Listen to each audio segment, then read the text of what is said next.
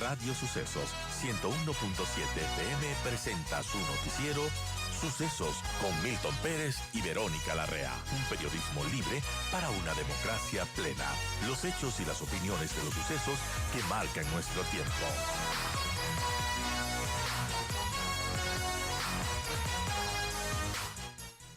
Quiero dar la bienvenida a mi primer invitado, a don Antonio Ricaurte, analista político. Gracias, Antonio. Yo siempre leo sus columnas, que además me envía por WhatsApp. Y bueno, son muy interesantes. Y después de lo que ya ganó el presidente, se dio su discurso de posesión, ¿qué podemos decir de todo lo que ha estado pasando en estos días intensos? Gracias, Verónica. A ver, empecemos por la posesión del presidente de la República, que fue totalmente atípica, porque no es el cambio de una persona al mando. Entonces, eso ya tiene una Así es. connotación diferente. El presidente Noboa ya venía siendo presidente durante más de un año y medio, poco más, y lo que sucedió el 24 de mayo justamente fue un acto simbólico. Y sí, fue bien simbólico, porque fue bastante emotivo, fue diferente. ¿Alrededor de qué? Alrededor de un tema de mucha familiaridad. ¿A qué me refiero con eso? El presidente Noboa se acercó al Palacio Legislativo a tomar posesión del mando con su esposa, con sus hijos pequeños, en un entorno muy familiar, en un entorno muy de casa, muy parecido a lo que sucede en cualquier familia ecuatoriana. ¿Y quién le recibe? Le recibe un personaje también totalmente atípico, diferente a los políticos tradicionales, que es Nils Olsen. Nils Olsen es, desde mi punto de vista, después de muchísimos años, no tengo recuerdo yo de que un presidente o del Congreso antes o de la Asamblea ahora haya tenido ese carisma que tiene Nils Olsen, esa diferenciación con los políticos tradicionales. Es un joven distinto a los políticos tradicionales que va a estar al mando de una institución, de la función legislativa, que por demás está decirlo, es el fiel reflejo de la política tradicional. Entonces, él también entra al Palacio Legislativo con su familia, con sus hijos, y son amigos además entre los dos. Entre Nils Olsen y el presidente de la República son amigos, tienen mucha confianza, ADN tiene mayoría en la Asamblea Nacional, y eso nos hace ver de que el presidente Noboa tiene todas las armas a su alcance para poder hacer lo que él piensa, lo que él quiere y lo que él pretende hacer para el progreso y el desarrollo del país. Además, tener esa relación entre legislativo y ejecutivo es fundamental. Y no solamente, como te acabo de señalar, no solamente porque tiene mayoría de N, sino porque hay otras fuerzas que están plegando también a esa mayoría, pero además porque el presidente de la Asamblea es un personaje cercano al presidente, es amigo del presidente. Claro. Y esas cosas creo yo, son muy buenas para el país. Claro, fue su ministro de Turismo. Son temas interesantes que han ocurrido en la Asamblea Nacional. Y bueno, tomando en cuenta también que el Consejo de Administración Legislativa prácticamente es de color morado, Antonio. Sí, Frente totalmente. a eso, ¿qué podemos esperar de lo que pueda hacer el presidente, por ejemplo, ahora con estas dos leyes económicas urgentes que ha enviado? ¿Cómo ve esto es la rapidez en la que ha enviado apenas iniciado su mandato, ya dos leyes para que trate la Asamblea? Mandaron y ayer calificó el CAL. Así es, y como tú hoy dices, debaten y hoy van a otra ley. debatir y creo que ese debate va a ser muy fructífero, va a ser muy rápido, y van a pasar. Y creo que todas las iniciativas que el presidente plantee pasarán al menos en estos primeros meses, de una manera muy rápida, que es bueno porque se puede concretar todo lo que se está planteando desde el Ejecutivo, desde la iniciativa del presidente de la República. Y tiene que tener mucho cuidado, porque siempre tú sabes que, como dije al inicio, el legislativo, los asambleístas, son personajes muy complejos, o sea, además que son políticos. Bueno, ellos también tienen que mantener un poquito de cuidado y tienen que ser cautos porque la gente odia a esas instituciones. No solamente en el Ecuador, en el mundo entero. El reflejo o la institución que agrupa la política es, o en el caso del Ecuador, la Asamblea, en otros casos los congresos, en otros casos los senados, etcétera, etcétera, pero ahí están agrupados los políticos, y como la gente odia a los políticos, odian a esas instituciones, y creo yo que ahora hay como señalé también hay una gran oportunidad porque tú tienes a un personaje distinto al político tradicional, que es Nils Olsen, que puede darle una vitalidad, una recomposición en la imagen a esa institución tan venida menos. Otro tema que hay que señalar también, Verónica, es que el presidente tiene casi carta blanca para hacer lo que él quiera, porque el 65% de la población, más allá del votante de Noboa, porque Noboa gana la presidencia con el 56% más o menos, el 65% de la población hoy dice que Noboa debe arrasar con todo. ¿A qué se refiere la gente? Y Así es lo que es. estamos también leyendo en los grupos focales, en las encuestas cualitativas, en los focus group.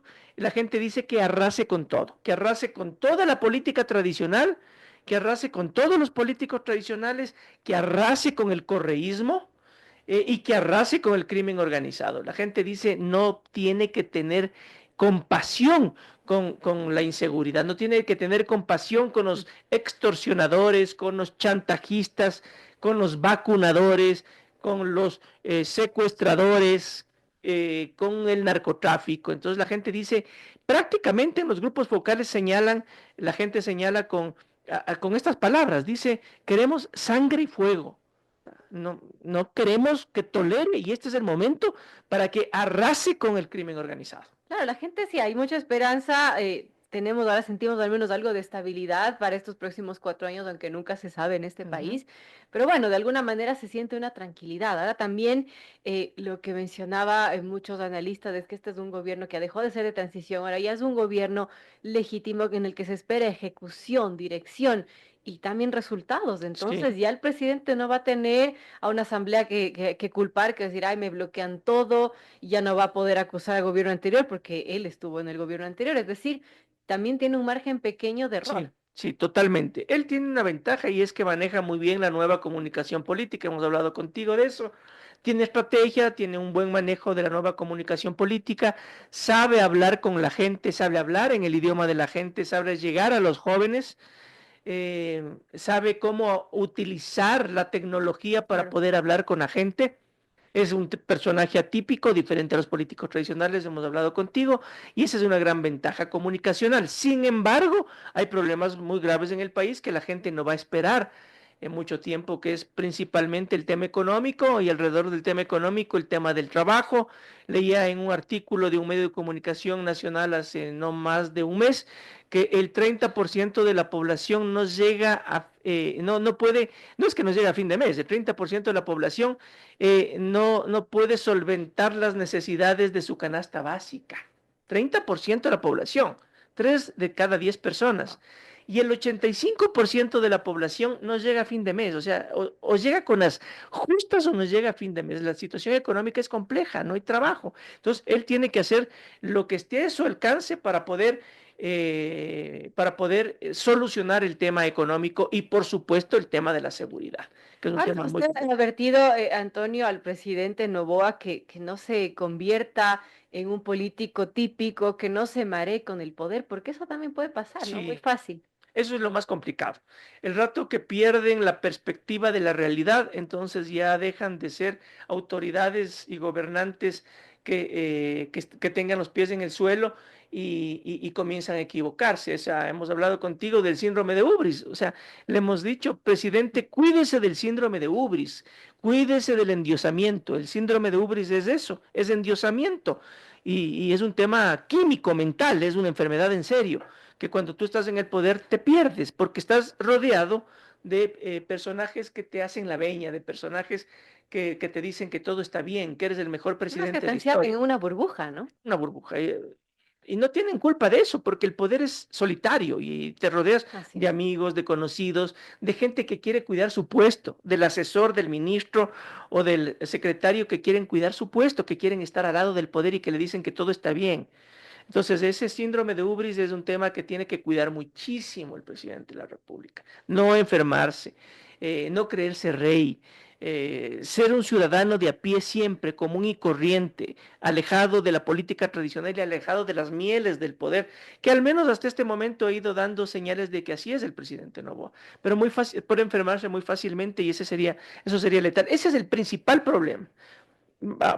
aunque parezca un tema que la gente no toma mucho en cuenta, el rato que se enferman de ubris, se acabó el gobierno. ¿Cómo evitar eso? Ya depende de la personalidad de cada uno, ¿no? Ya depende de la personalidad, de la formación de cada uno, ¿no? O sea, saber que el poder es momentáneo, saber que el poder es efímero, saber que no tiene que dejar de ser nunca el ser humano que tiene en su esencia. Y por más de que le estén adulando, no escuchar esos adulos, porque los adulos son mentirosos, porque los adulos son interesados. Entonces, siempre aterrizar, siempre salir, siempre conversar con otras personas, con otra gente, no estar en las burbujas del poder que son muy complicadas, ¿no? Y esa es una tarea muy difícil y muy complicada. Así es, importante tomarlo en cuenta. Son las 7:30, conversamos con Antonio Ricarte, analista político. Hablamos de los retos para el gobierno y uno de los retos importantes, más que para el gobierno, para el presidente de la República, es ese, no enfermarse del poder, no encerrarse en esa burbuja que normalmente los mandatarios se encierran y pierden todo foco de realidad. Ahora, hablando de las prioridades que debe tener este gobierno, su criterio, Antonio, ¿cuáles deberían ser, tomando en cuenta los inmensos retos, de inmensas crisis que tiene nuestro país?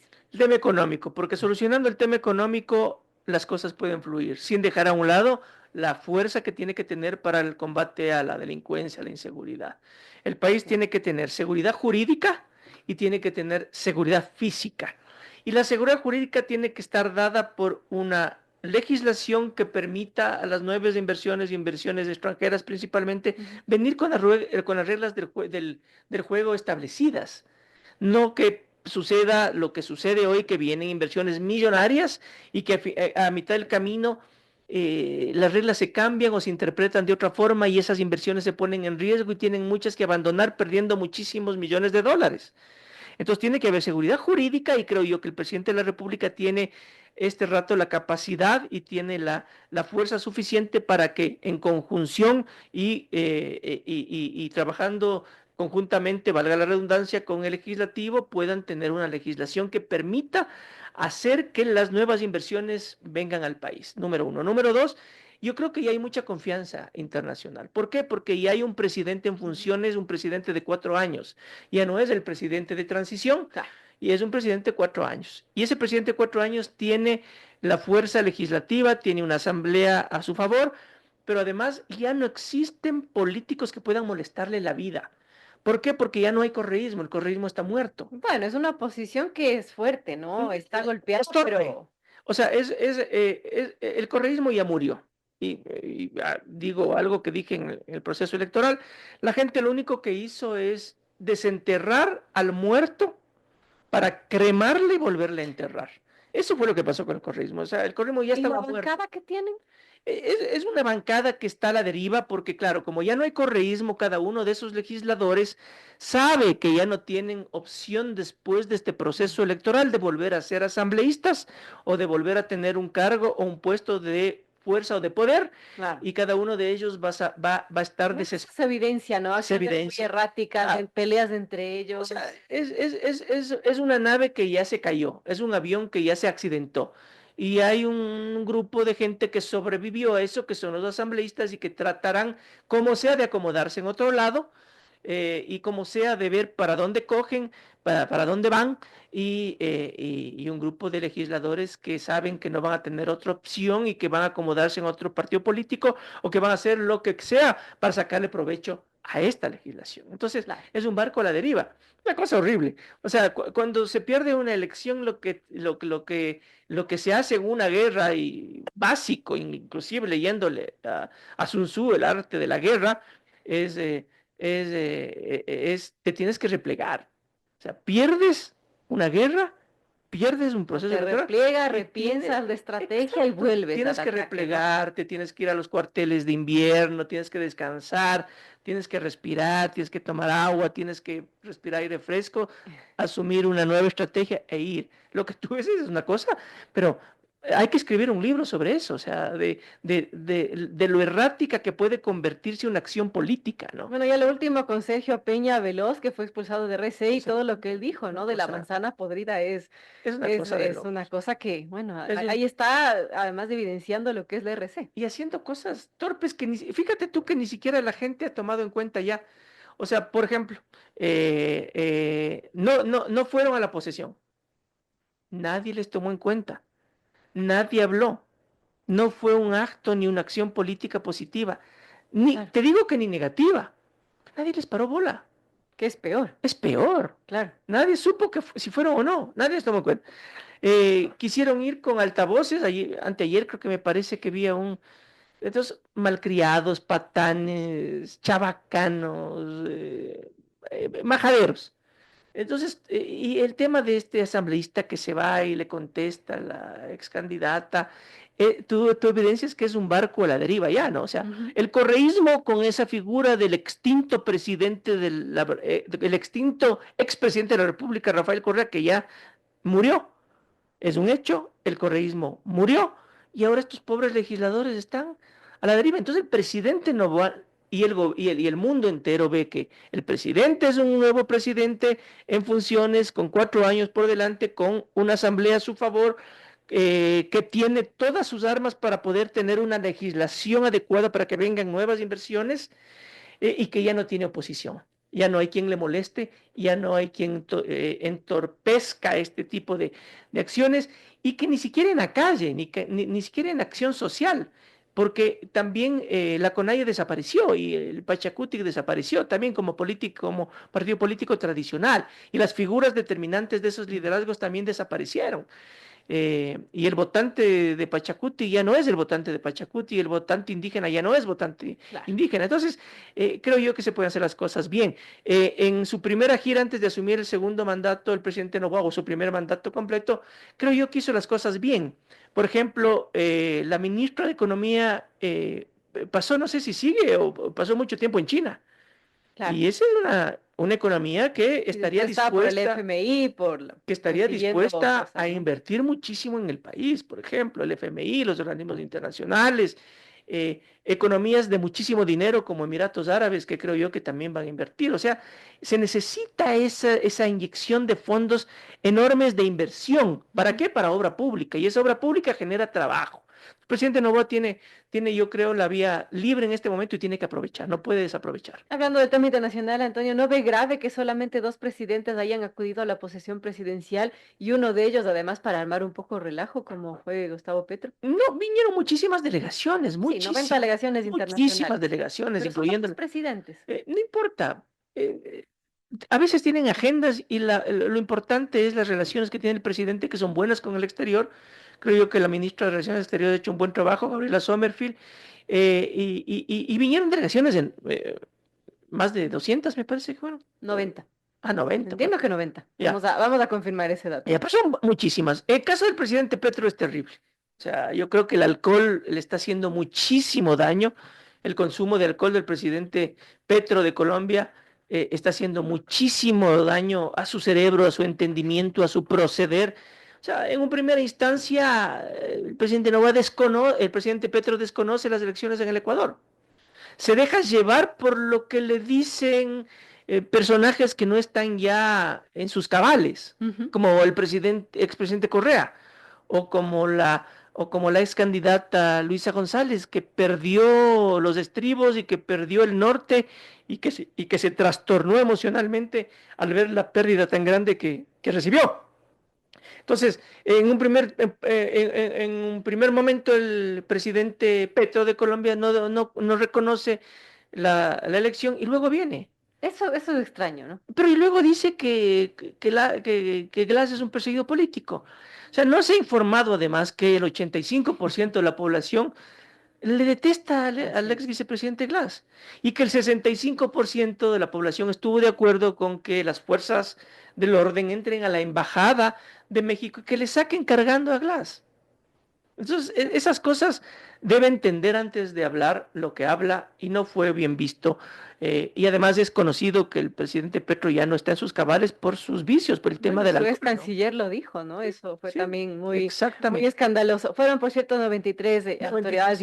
internacionales. Vino el secretario de Salud de Estados Unidos. Entonces hubo una presencia importante, ¿no? Bueno, para ir concluyendo, Antonio, en todo caso, sí, el presidente ahora tendrá un tema importante ahí en la Asamblea, tiene sus aliados. La pregunta es cuánto tiempo podrán durar esas alianzas con No los se sabe. independientes, con Pachacuti, con los socialcristianos, porque bueno, hay muchas veces de lo que se ha visto históricamente, no duran mucho. Los asambleístas son personajes bastante atípicos, como te dije. Primero son políticos. Y como son políticos, están enfermos. Están enfermos de ego y de vanidad. Entonces, ellos piensan que después de ser asambleístas van a ser presidentes de la República. Todos creen presidencial, Todos. lo que menos, Porque ¿no? además piensan que todo el mundo les conoce, piensan que son famosísimos, que son queridos, que son respetados. Piensan que cuando hablan en la asamblea todo el Ecuador les está escuchando. Es un poco el síndrome del diputado Terrible esa enfermedad. que antes sucedía, el síndrome del diputado. ¿Y por qué del diputado? Porque cuando había Congreso Nacional y había diputados y no habían muchos medios de comunicación y no habían redes sociales, habían canales que transmitían Claro, las las sesiones. sesiones importantes del Congreso. Y cuando hablaban larguras los diputados, porque en serio habían transmisiones en vivo. Entonces eran importantísimos. Y eso se quedó. Entonces ahora piensan que cuando hablan en el hemiciclo, adentro, en la sala de sesiones de la Asamblea, el pueblo ecuatoriano les oye y que les aclama y que les quiere y mientras más hablan mejor. Nadie les oye, nadie les conoce, nadie sabe quiénes son, pero ellos creen que son importantísimos. Entonces, si es que no les toman en cuenta, si no les dicen que son importantísimos y que son una maravilla, entonces resienten y se van. Pero además son personajes que quieren sacar provecho y ahí sí hay que tener mucho cuidado porque quieren negociar gobernaciones en las provincias en donde ellos tienen Claro. representación, quieren negociar tenencias políticas, representaciones de ministerios, cargos, puestos de ministerios, que ya es un tema que está reñido con la ética, con la moral y con la Ujú. ley. Para lo cual el presidente Noboa tiene que tener mucho tino y tiene que tener un equipo verdadero de verdaderos zorros de la política que tengan una relación entre el legislativo y el ejecutivo para que no se vayan fácilmente. Esa es la cosa, no Porque son verdaderos zorros de la política, son gente nueva. sí, ojalá pueda tener un equipo que conjugue experiencia, juventud y poder controlar eso, ¿no? Muy difícil controlarles, porque como te digo, están Así es. enfermos, los asambleístas están enfermos de ego y de vanidad. Ellos creen que son famosos, que son queridos, que va a ser presidente de la República después de este periodo, cualquiera de ellos, que les aman y en cada votación se hacen sentir, pues dicen, ¿y por qué voy a votar? ¿Cómo así? ¿A cambio de qué? Si no me estás dando de esto, lo otro, es bien difícil. Entonces tiene que tener Así es. muchísimo tino y muchísima capacidad de acción el presidente de la República y en lo político. Bueno, tantas aristas que topar. Yo quiero agradecerle a Antonio Ricarte, analista político. Hemos topado los retos para este gobierno nacional, que son muchos, y como mencionaba uno de ellos, y con esto se podría concluir, es que el reto más grande es en lo personal con el presidente, que no se enferme de poder, que no se rodee de aduladores, que le encierran en la típica burbuja del poder y luego pierde toda realidad, y eso ojalá pues no le suceda. Gracias, Antonio, Gracias, por estar con Verónica. nosotros. Un abrazo.